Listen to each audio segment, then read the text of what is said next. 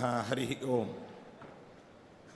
ಕಪಿಕಟಕಧುರೀಣ ಕಾರ್ಮುಕನ್ಯಸ್ತಬಾಣಃ ಕ್ಷಪಿತದಿತಿಜ ಸೈನ್ಯ ಕ್ಷತ್ರಿಯೇಷ್ವಗ್ರಗಣ್ಯಃ ಜಲಧಿ ರಚಿತ ಸೇತುರ್ಜಾನಕೀತೋಷಹೇತು ಪಥಿಪತಿ ಗುಣಸಾಂದ್ರ ಪಾತು ಮಾಂ ರಾಮಚಂದ್ರ.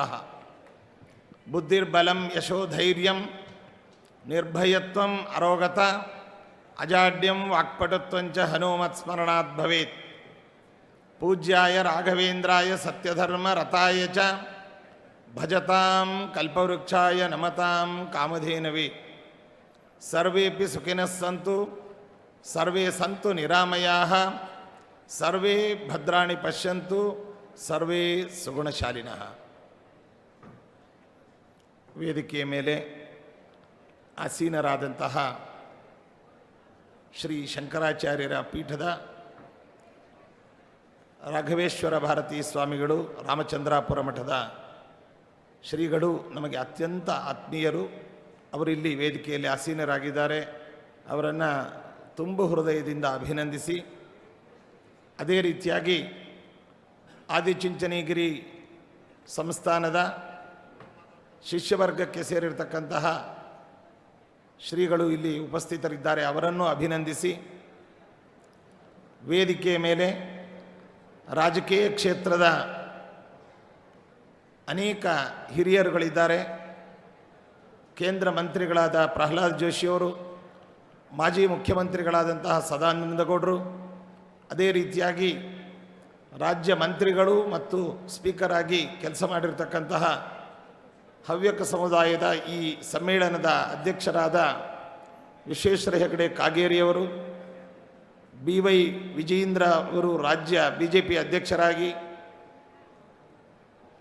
ಪತ್ರಿಕಾರಂಗದ ಹಿರಿಯರಾದಂತಹ ವಿಶ್ವೇಶ್ವರ ಭಟ್ರು, ವೈದ್ಯಕೀಯ ರಂಗದ ಪ್ರಮುಖರಾದಂತಹ ಗಿರಿಧರ್ ಕಜೆ ಅವರು, ಅದೇ ರೀತಿಯಾಗಿ ನ್ಯಾಯಾಂಗದ ಸೇವೆಯನ್ನು ಸಲ್ಲಿಸ್ತಾ ಇರತಕ್ಕಂತಹ ಹಾರ್ನಳ್ಳಿ ಅವರು ಮತ್ತು ಶ್ರೀ ಕ್ಷೇತ್ರ ಹೊರನಾಡಿನ ಧರ್ಮಾಧಿಕಾರಿಗಳಾಗಿರ್ತಕ್ಕಂತಹ ಅವರಿಲ್ಲಿದ್ದಾರೆ. ಇನ್ನಿತರ ಅನೇಕರು ವೇದಿಕೆಯ ಮೇಲೆ ಈ ಕಾರ್ಯಕ್ರಮದ ವಿಶೇಷ ಆಹ್ವಾನಿತರಾಗಿ ಇಲ್ಲಿ ಉಪಸ್ಥಿತರಿದ್ದಾರೆ. ಅವರನ್ನೆಲ್ಲರನ್ನೂ ಕೂಡ ಅತ್ಯಂತ ಆತ್ಮೀಯತೆಯಿಂದ ಅಭಿನಂದಿಸಿ, ಹವ್ಯಕ ಸಮುದಾಯದ ದೇಶ ವಿದೇಶಗಳಲ್ಲಿ ಇದ್ದು ತಮ್ಮದೇ ಆದಂತಹ ವಿಶಿಷ್ಟವಾದ ಸೇವೆಯನ್ನು ಸಲ್ಲಿಸಿ ತೃತೀಯ ವಿಶ್ವ ಹವ್ಯಕ ಸಮ್ಮೇಳನದ ಈ ಬೃಹತ್ ಸಮಾವೇಶಕ್ಕೆ ಸಂಘಟಕರಾಗಿ ಸಮ್ಮಿಲಿತರಾಗಿ ಉಪಸ್ಥಿತರಿರತಕ್ಕಂತಹ ಎಲ್ಲ ಹವ್ಯಕ ಸಮುದಾಯದ ಆತ್ಮೀಯರನ್ನು ನಾವು ತುಂಬ ಹೃದಯದಿಂದ ಅಭಿನಂದಿಸಿ, ಅದೇ ರೀತಿಯಾಗಿ ಪತ್ರಿಕಾರಂಗದ ಎಲ್ಲ ವಿದ್ಯುನ್ಮಾಧ್ಯಮ ಮುದ್ರಣ ಮಾಧ್ಯಮದ ಎಲ್ಲ ಪ್ರತಿನಿಧಿಗಳಿದ್ದಾರೆ. ಅವರನ್ನು ಕೂಡ ನಾವು ಅಭಿನಂದಿಸಿ, ಈ ಭವ್ಯವಾದಂತಹ ಹವ್ಯಕ ಸಮುದಾಯದ ಈ ವಿಶ್ವಮಟ್ಟದ ಕಾರ್ಯಕ್ರಮವನ್ನು ಬೆಂಗಳೂರು ಮಹಾನಗರದಲ್ಲಿ ಆಯೋಜಿಸಿರ್ತಕ್ಕಂಥದ್ದು ಅತ್ಯಂತ ಔಷಧ ಕಾರ್ಯಕ್ರಮ. ಈಗಾಗಲೇ ನಮ್ಮ ವಿಜಯೇಂದ್ರ ಅವರು ಹೇಳಿದಂತೆ ಭಾರತ ದೇಶದ ಆರ್ಥಿಕ ತಜ್ಞರಾಗಿ, ಸರಳ ಸಹೃದಯಿಗಳಾಗಿ, ಆಪತ್ಕಾಲದಲ್ಲಿ ಭಾರತದ ಪ್ರಧಾನಮಂತ್ರಿ ಸ್ಥಾನವನ್ನು ಅಲಂಕರಿಸಿ ಆರ್ಥಿಕ ರಂಗದಲ್ಲಿ ಭಾರತವನ್ನು ಮುನ್ನಡೆಸಿರ್ತಕ್ಕಂತಹ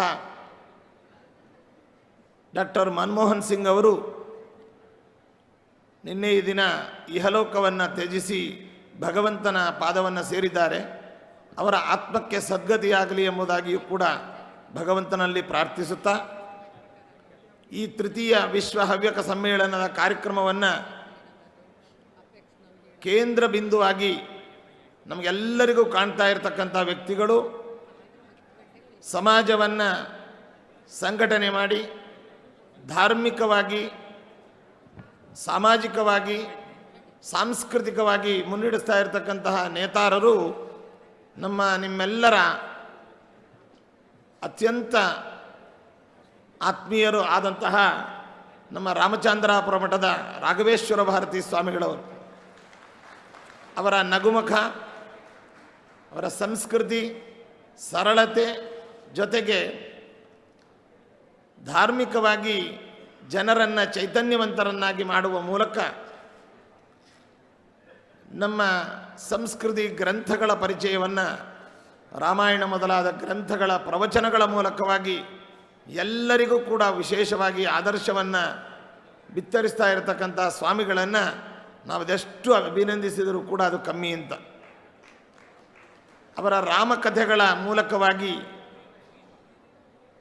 ರಾಮನ ಆದರ್ಶಗಳನ್ನು, ಲೇಖನಗಳ ಮೂಲಕವಾಗಿ ರಾಮಾಯಣದ ಮಹತ್ವವನ್ನು, ಅದೇ ರೀತಿಯಾಗಿ ನಮ್ಮ ಭಾರತದ ವಿಶ್ವದ ಮಾತೃಸ್ಥಾನದಲ್ಲಿರ್ತಕ್ಕಂತಹ ಗೋವಿನ ಮಹತ್ವವನ್ನು, ಗೋ ಸಂರಕ್ಷಣೆಯನ್ನು ಜಗತ್ತಿಗೆ ತಿಳಿಸುವ ಮೂಲಕವಾಗಿ ವಿಶಿಷ್ಟವಾದಂತಹ ಸಾಧನೆಯನ್ನು ಗೈತಾ ಇದ್ದಾರೆ ಸ್ವಾಮಿಗಳು.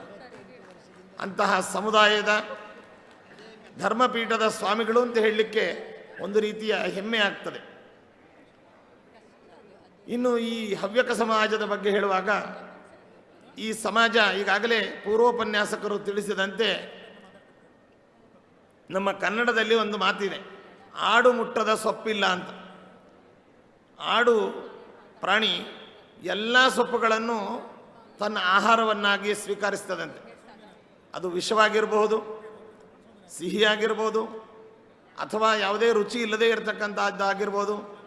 ಎಲ್ಲ ಸೊಪ್ಪುಗಳನ್ನು, ಎಲ್ಲ ಗಿಡಗಳನ್ನು ಅದು ತಾನು ಬಾಯಿ ಹಚ್ಚಿ ಆಹಾರವನ್ನಾಗಿ ಸ್ವೀಕಾರ ಮಾಡುತ್ತಂತೆ. ಹಾಗೆ ಇವತ್ತು ಬೇರೆ ಬೇರೆ ಸಮಾಜದ ವ್ಯಕ್ತಿಗಳು ಇಂತಹ ಒಂದು ವಿಶಿಷ್ಟವಾದ ಕಾರ್ಯವನ್ನು ಮಾತ್ರ ಆಯ್ಕೆ ಮಾಡಿಕೊಂಡಿರಬಹುದು. ಆದರೆ ಹವ್ಯಕ ಸಮಾಜ ಆ ರೀತಿ ಅಲ್ಲ. ಎಲ್ಲ ಆಯಾಮಗಳನ್ನು ಕೂಡ ತಮ್ಮ ಕಸುಬನ್ನಾಗಿ, ಆ ಎಲ್ಲ ಆಯಾಮಗಳಲ್ಲಿ ತಮ್ಮದೇ ಆದಂತಹ ಛಾಪನ್ನು ಛಾಪಿಸಿರತಕ್ಕಂತಹ ಏಕೈಕ ಸಮುದಾಯ ಅದು ಹವ್ಯಕ ಸಮುದಾಯ. ವಿಜ್ಞಾನದ ರಂಗ, ಪತ್ರಿಕಾ ರಂಗ, ರಾಜಕೀಯ ರಂಗ, ಅದೇ ರೀತಿಯಾಗಿ ಕೃಷಿ ಆಗ್ಬೋದು, ಜ್ಯೋತಿಷ್ಯವಾಗ್ಬೋದು, ಮತ್ತು ಯಜ್ಞ ಯಾಗಾದಿಗಳಲ್ಲಿ ಆಗ್ಬೋದು, ವೇದಾಧ್ಯಯನದಲ್ಲಿ ಆಗ್ಬೋದು, ಸದಾಚಾರದಲ್ಲಾಗ್ಬೋದು, ಸಮಾಜದ ಕಷ್ಟ ಸುಖಗಳಿಗೆ ಸ್ಪಂದಿಸುವಂತಹ ನಿಟ್ಟಿನಲ್ಲಿ ಆಗ್ಬೋದು. ಎಲ್ಲ ಆಯಾಮಗಳಲ್ಲಿಯೂ ಕೂಡ ಈ ಸಮುದಾಯ ತನ್ನದೇ ಆದಂತಹ ಪಾತ್ರವನ್ನು ಪೋಷಿಸಿ ಒಂದು ವಿಶಿಷ್ಟವಾದ ಕಾರ್ಯವನ್ನು ಮಾಡ್ತಾ ಇರತಕ್ಕಂಥ ಸಮುದಾಯ ಅಂದರೆ ಅದು ನಮ್ಮ ಹವ್ಯಕ ಸಮುದಾಯ. ಇವತ್ತು ನಮಗೆಲ್ಲರಿಗೂ ತಿಳಿದ ಹಾಗೆ ಹವ್ಯಕ ಸಮುದಾಯ ಅಂತಂದರೆ ಯಾವುದು ಅಂತಂದರೆ ಇದು ಬ್ರಾಹ್ಮಣ ಸಮುದಾಯದ ಮತ್ತೊಂದು ಭಾಗವೇ ಹೊರತು ಬ್ರಾಹ್ಮಣ ಸಮುದಾಯವನ್ನು ಹೊರತಾದದ್ದಲ್ಲ.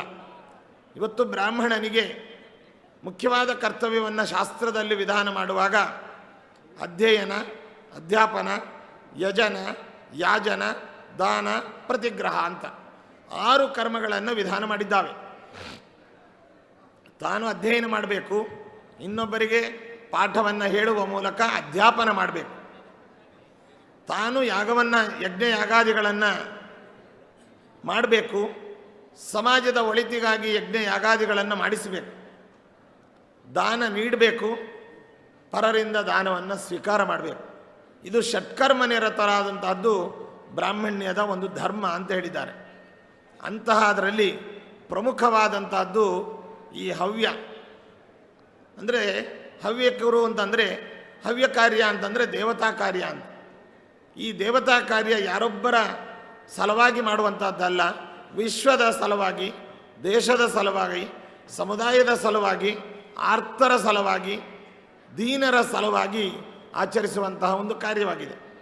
ಅಂತಹ ಹವ್ಯವನ್ನು ನಾವಿವತ್ತು ಯಜ್ಞಯಾಗಾದಿಗಳನ್ನು ಹವ್ಯ ಕಾರ್ಯ ಅಂತ ಕರಿತೇವೆ. ಅಂತಹ ಹವ್ಯ ಕಾರ್ಯವನ್ನು ಮಾಡಿಸುವ ಮೂಲಕ ಈ ಸಮುದಾಯ ಹವ್ಯಕರು ಎಂಬುದಾಗಿ ಕರೆಸಿಕೊಳ್ಳಲ್ಪಟ್ಟಿದ್ದಾರೆ. ಇಂತಹ ಒಂದು ಸಮುದಾಯದ ಒಂದು ವಿಶೇಷತೆ ಅಂತಂದರೆ, ಪೂರ್ವೋಪನ್ಯಾಸಕರು ಹೇಳಿದರು ಬೇಡದ ಸಮುದಾಯ ಅಂತಂದರು. ಬೇಡದ ಸಮುದಾಯ ಅಂದರೆ ಯಾರಿಗೂ ಬೇಡವಾದ ಮತ್ತೊಬ್ಬರನ್ನು ಬೇಡದ ಸಮುದಾಯ, ಎಲ್ಲರಿಗೂ ಬೇಕಾದ ಸಮುದಾಯ, ಯಾರನ್ನು ಬೇಡದ ಸಮುದಾಯ. ಅದಕ್ಕೋಸ್ಕರವಾಗಿ ಬೇಡದ ಸಮುದಾಯ ಅಂತ ಯಾಕೆ ಹೇಳಿದರೆ, ಪ್ರತಿಯೊಬ್ಬ ಸಮುದಾಯದವರು ತಮ್ಮ ಮನೆಯಲ್ಲಿ ಯಾವುದೇ ದೇವತಾ ಕಾರ್ಯಗಳಾಗ್ಬೋದು, ಒಬ್ಬ ಪುರೋಹಿತ ಬೇಕು, ಆದ್ದರಿಂದ ಅವರು ಅಲ್ಲಿರಬೇಕು.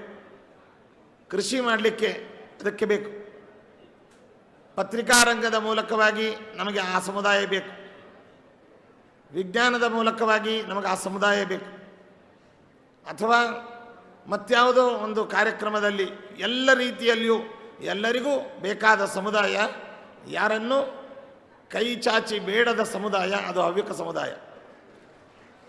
ಇವತ್ತು ಈ ಸಮುದಾಯ ಯಾವ ಕಾರ್ಯವನ್ನು ಕೂಡ ಕಡೆಗಾಣಿಸದೆ, ಇದು ಚಿಕ್ಕ ಕಾರ್ಯ, ಇದು ದೊಡ್ಡ ಕಾರ್ಯ, ಅಥವಾ ಇದು ತುಂಬ ಹಣ ಬರುವ ಕಾರ್ಯ, ಇದು ಹಣ ಸಿಗದೇ ಇರುವ ಕಾರ್ಯ ಅಂತಲ್ಲ, ಎಲ್ಲ ಕಾರ್ಯಗಳನ್ನು ಕೂಡ ಆಯ್ಕೆ ಮಾಡಿಕೊಂಡು ಎಲ್ಲ ಕಾರ್ಯದಲ್ಲಿಯೂ ಕೂಡ ತಮ್ಮನ್ನು ತಾವು ತೊಡಗಿಸಿಕೊಂಡು ಯಶಸ್ಸನ್ನು ಗಳಿಸಿರ್ತಕ್ಕಂಥ ಸಮುದಾಯ ಅದು ಹವ್ಯಕ ಸಮುದಾಯವಾಗಿದೆ.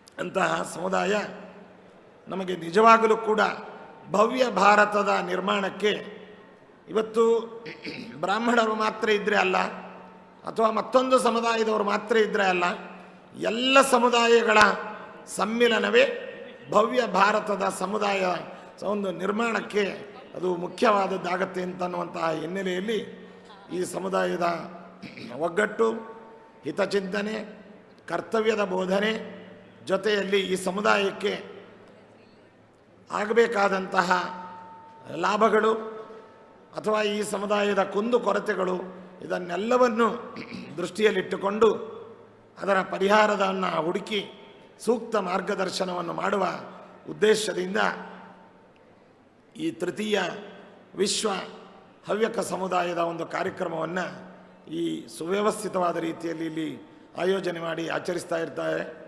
ಇದರ ಆಯೋಜಕರನ್ನು ಮತ್ತು ಇದರ ಮುಖಂಡರನ್ನು, ಈ ಸಮುದಾಯದ ಮುಖ್ಯ ಪೀಠಾಧ್ಯಕ್ಷರನ್ನು ಮತ್ತು ಈ ಸಮುದಾಯಕ್ಕೆ ಬೆಂಬಲವಾಗಿ ನಿಂತಹ ವ್ಯಕ್ತಿಗಳನ್ನು ಎಲ್ಲರನ್ನು ಕೂಡ ಮತ್ತೊಮ್ಮೆ ನಾವು ಅಭಿನಂದಿಸಿ, ಇನ್ನು ಈಗಾಗಲೇ ರಾಜಕೀಯ ಕ್ಷೇತ್ರದಲ್ಲಿ ಅಜಾತ ಶತ್ರುಗಳು ಎಂಬುದಾಗಿ ಕರೆಸಿಕೊಂಡು ಪ್ರಾಮಾಣಿಕ ರಾಜಕಾರಣಿಗಳಾಗಿ, ಆದರ್ಶ ರಾಜಕಾರಣಿಗಳಾಗಿ ನಮ್ಮ ರಾಜ್ಯದ, ನಮ್ಮ ದೇಶದ ಸೇವೆಯನ್ನು ಸಲ್ಲಿಸಿದ್ದಂತಹ ದಿವಂಗತ ಮಾಜಿ ಮುಖ್ಯಮಂತ್ರಿಗಳಾಗಿದ್ದ ರಾಮಕೃಷ್ಣ ಹೆಗಡೆ ಅವರು ಈ ಸಮುದಾಯದವರು. ಅದೇ ರೀತಿಯಾಗಿ ನಮ್ಮ ವಿಶ್ವೇಶ್ವರ ಹೆಗಡೆ ಕಾಗೇರಿಯವರು ಈ ಸಮುದಾಯದವರು. ಇವರೇ ಮೊದಲಾದಂತಹ ಅನೇಕರು ರಾಜಕೀಯ ಕ್ಷೇತ್ರದಲ್ಲಿ ತಮ್ಮ ವಿಶಿಷ್ಟವಾದ ಸೇವೆಯನ್ನು ಸಲ್ಲಿಸಿದ್ದಾರೆ.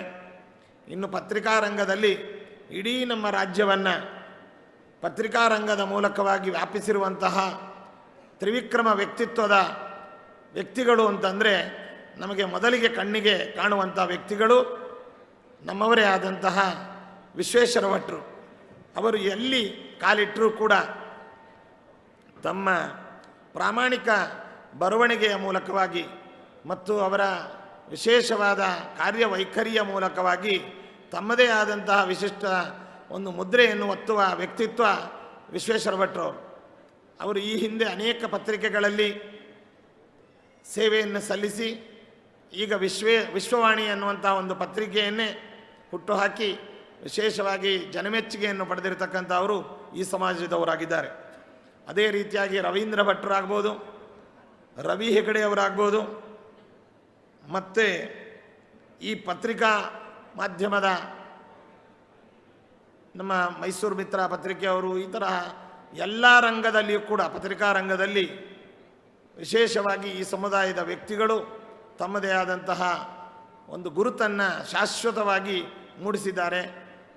ಇನ್ನು ಇವತ್ತು ನಮಗೆ ಇಡೀ ವಿಶ್ವದಲ್ಲಿ ಹೊರನಾಡು ಕ್ಷೇತ್ರ ಇದೊಂದು ಧಾರ್ಮಿಕ ಕ್ಷೇತ್ರ, ಮತ್ತು ಎಲ್ಲರಿಗೂ ಮಹಿಳೆಯರಿಗಾಗ್ಬೋದು ತವರು ಮನೆ ಅಂತನ್ನುವಂಥದ್ದು ಒಂದಿದ್ದರೆ ಎಲ್ಲ ಅತಿಥಿಗಳನ್ನು ಅತ್ಯಂತ ಆತ್ಮೀಯತೆಯಿಂದ ಬರಮಾಡಿಕೊಂಡು ಆ ತಾಯಿ ಅನ್ನಪೂರ್ಣೇಶ್ವರಿಯ ದರ್ಶನ, ಪ್ರಸಾದ, ಉಪಚಾರಗಳಿಂದ ಎಲ್ಲರನ್ನೂ ಕೂಡ ಸಂತೃಪ್ತರನ್ನಾಗಿ ಮಾಡಿಸಿ ವಿಶ್ವದ ಇತರ ಕ್ಷೇತ್ರಗಳ ಒಂದು ಕಿಂತಲೂ ಹೆಚ್ಚಾದಂತಹ ಒಂದು ಆತಿಥ್ಯವನ್ನು ಧಾರ್ಮಿಕ ಕೇಂದ್ರವನ್ನು ಪರಿಣಮಿಸಿರ್ತಕ್ಕಂಥದ್ದು ನಮ್ಮ ಹೊರನಾಡು ಕ್ಷೇತ್ರ.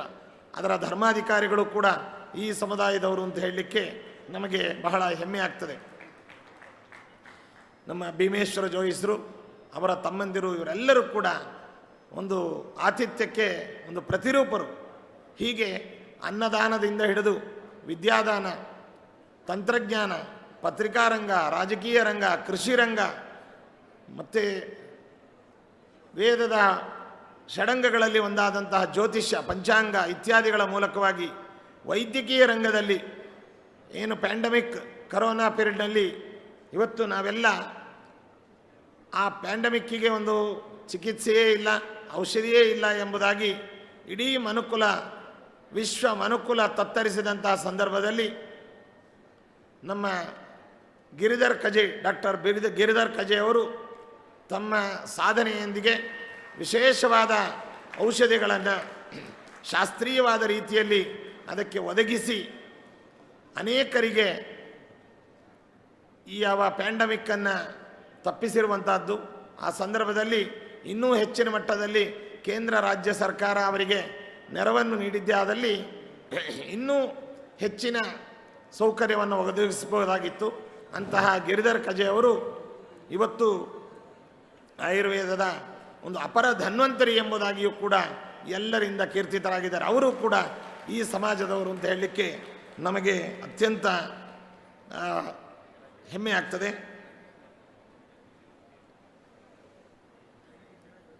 ಈ ಪತ್ರಿಕಾ ರಂಗದಲ್ಲಿ ಒಬ್ಬರಿಬ್ಬರು ಅಂತಲ್ಲ, ಅನೇಕ ವ್ಯಕ್ತಿಗಳು ತಮ್ಮ ಸಾಧನೆಯನ್ನು ಮಾಡಿದ್ದಾರೆ. ಇವತ್ತು ಜಾನಪದ ರಂಗದಲ್ಲಿ, ಯಕ್ಷಗಾನದ ರಂಗದಲ್ಲಿ ಈ ಸಮುದಾಯದವರು ಬಹುಸಂಖ್ಯರು ಆ ಕಲೆಯನ್ನು ಇವತ್ತಿಗೂ ಕೂಡ ಜೀವಂತವಾಗಿ ಉಳಿಸಿಕೊಂಡು ವಿಶ್ವದಲ್ಲಿ ಆ ಕಲೆಯನ್ನು ಪ್ರದರ್ಶಿಸುವ ಮೂಲಕ ಸಮುದಾಯದ ಮತ್ತು ಕಲೆಯ ಹೆಚ್ಚುಗಾರಿಕೆಯನ್ನು ಕಾಪಾಡಿಕೊಂಡು ಬಂದಿದ್ದಾರೆ. ಇನ್ನು ಸಂಸ್ಕೃತ ಶಾಸ್ತ್ರದ ರಂಗದಲ್ಲಿ ಆಗ್ಬೋದು,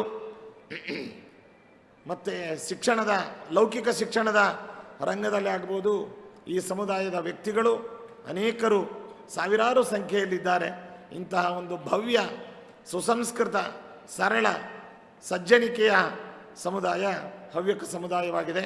ಅಂತಹ ಸಮುದಾಯದ ಒಂದು ಸಂಘಟನಾ ಕಾರ್ಯಕ್ರಮ ಇವತ್ತೇನು ಬೆಂಗಳೂರು ಮಹಾನಗರದಲ್ಲಿ ಆಯೋಜಿಸಿದೆ, ಇದಕ್ಕೆ ನಮ್ಮನ್ನು ಅತ್ಯಂತ ಆತ್ಮೀಯ ಅಭಿಮಾನದಿಂದ ಆಯೋಜಕರು, ಮುಖ್ಯವಾಗಿ ನಮ್ಮ ರಾಘವೇಶ್ವರ ಭಾರತಿ ಸ್ವಾಮಿಗಳವರು ಬರಮಾಡಿಕೊಂಡದ್ದು ನಮಗೂ ಕೂಡ ಸಂತಸವನ್ನು ತಂದಿದೆ ಅಂತ ಹೇಳ್ತಾ, ಈ ಸಮುದಾಯದ ಒಳಿತಿಗಾಗಿ, ಏಳಿಗೆಗಾಗಿ, ಸಂಘಟನೆಗಾಗಿ ರಾಘವೇಂದ್ರ ಸ್ವಾಮಿಗಳವರ ಮಠ ಯಾವತ್ತೂ ಕೂಡ ನಿಮ್ಮ ಜೊತೆಯಲ್ಲಿ ಇರುತ್ತೆ ಅಂತ ಈ ಸಂದರ್ಭದಲ್ಲಿ ಹೇಳ್ತಾ,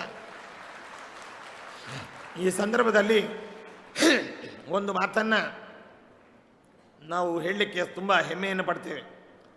ನಮ್ಮ ಬಾಲ್ಯದ ವಿದ್ಯಾಭ್ಯಾಸ ಈ ಸಮುದಾಯದ ವಿದ್ವಾಂಸರಾದಂತಹ ನಮ್ಮ ಕವಲಕ್ಕಿ ಗಣಪತಿ ಭಟ್ರು ಅಂತನ್ನೋರು, ಅವರಲ್ಲಿ ಕಾವ್ಯ ಮತ್ತು ಕೋಶ ಇತ್ಯಾದಿಗಳ ಪಾಠ ನಮಗಾಗಿದೆ. ಅಂದರೆ ಈ ಸಮುದಾಯದ ಒಡನಾಟ ಅನ್ನುವಂಥದ್ದು ಚಿಕ್ಕ ವಯಸ್ಸಿನಿಂದಲೂ ಕೂಡ ನಮಗೆ ಇದ್ದದ್ದನ್ನು ಈ ಸಂದರ್ಭದಲ್ಲಿ ನಾವು ನೆನೆಸ್ಕೊಳ್ತೇವೆ. ವಿದ್ವಾನ್ ಗಣಪತಿ ಭಟ್ರವರು ಕೂಡ ಇಲ್ಲೇ ಇದ್ದಾರೆ. ಅವರನ್ನು ಕೂಡ ನಾವು ಈ ಸಂದರ್ಭದಲ್ಲಿ ಅಭಿನಂದಿಸಿ, ಇಂತಹ ಅನೇಕ ರತ್ನಗಳು ಈ ಸಮುದಾಯದಿಂದ ಸಮಾಜಕ್ಕೆ, ವಿಶ್ವಕ್ಕೆ, ನಮ್ಮ ದೇಶಕ್ಕೆ ದೊರೆತಿದೆ ಎಂಬುದು ನಮಗೆ ತುಂಬ ಹೆಮ್ಮೆಯ ಮಾತಾಗಿದೆ. ಇಂತಹ ಕಾರ್ಯಕ್ರಮ ನಿರ್ವಿಘ್ನವಾಗಿ ಯಶಸ್ವಿಯಾಗಿ ನಡೆಯಲಿ. ಈ ಸಮುದಾಯದ ಸಂಘಟನೆ ಅನ್ನುವಂಥದ್ದು ಇನ್ನೂ ಹೆಚ್ಚಿನ ಮಟ್ಟದಲ್ಲಿ ನಡೆಯಲಿ. ಈ ಸಮುದಾಯದ ಎಲ್ಲ ವ್ಯಕ್ತಿಗಳಿಗೂ ಕೂಡ ಭಗವಂತ ವಿಶೇಷವಾಗಿ ಎಲ್ಲ ರಂಗದಲ್ಲಿಯೂ ಯಶಸ್ಸನ್ನು ನೀಡಲಿ ಅಂತ ಭಗವಂತನಲ್ಲಿ ಪ್ರಾರ್ಥಿಸ್ತಾ, ರಾಘವೇಂದ್ರ ಸ್ವಾಮಿಗಳವರ ಅನುಗ್ರಹ, ಆಶೀರ್ವಾದ ಈ ಸಮುದಾಯದ ಮೇಲೆ ಸದಾ ಇರಲಿ ಅಂತ ನಾವು ಪ್ರಾರ್ಥಿಸ್ತಾ ನಮ್ಮೆರಡು ಮಾತುಗಳನ್ನು ಮುಗಿಸ್ತಾ ಇದ್ದೇವೆ. ಸರ್ವೇ ಜನಾಃ ಸುಖಿನೋ ಭವಂತು, ಸಮಸ್ತ ಸನ್ಮಂಗಳಾನಿ ಭವಂತು. ಮಂತ್ರಾಲಯದ ಶ್ರೀ ಶ್ರೀ ಸುಬುಧೇ